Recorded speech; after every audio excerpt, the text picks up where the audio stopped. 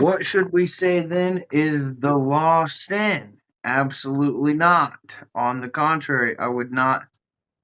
Okay, so what they're saying, what they're saying is because the last verse of the last that we read was, "But now we have been released from the law, since we have died to what held us, so that we may serve in the new way of the Spirit and not in the old letter of the law."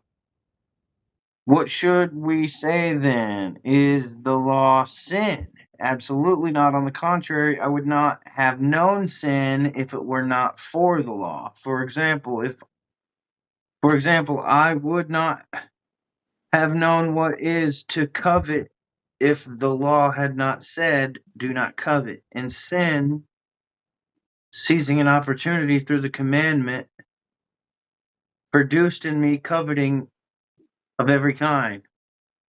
For apart from the law, sin is dead.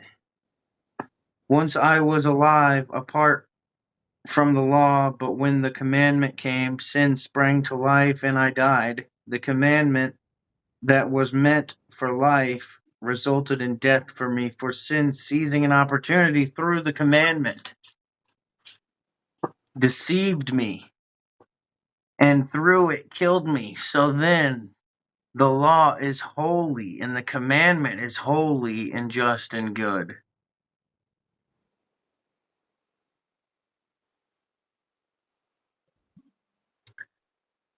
Therefore, did what is good cause my death? Absolutely not. On the contrary, sin, in order to be recognized as sin, was producing death in me through what is good, so that through the commandment, sin might become sinful beyond measure. For we know that the law is spiritual, but I am made out of flesh, sold into sin's power. For I do not understand what I am doing, because I do not practice what I want to do, but I do what I hate. And if I do what I do not want to do, I agree with the law that is good. So now I am no longer the one doing it, but it is sin living in me. For I know that nothing good lives in me, that is in my flesh. For the desire to do what is good is with me, but there is no ability to do it. For I do not do the good that I want to do, but I practice the evil that I do not want to do. Now, if I do what I do not want, I am no longer the one doing it, but it is the sin that lives in me. So I discover this principle. When I want to do what is good, evil is with me. For in my inner self, I joyfully agree with God's law. But I see a different law in the parts of my body, waging war against the law of my mind, and taking me prisoner to the law of sin in the parts of my body. What a wretched man I am! Who will rescue me from this dying body? I thank God through Jesus Christ our Lord.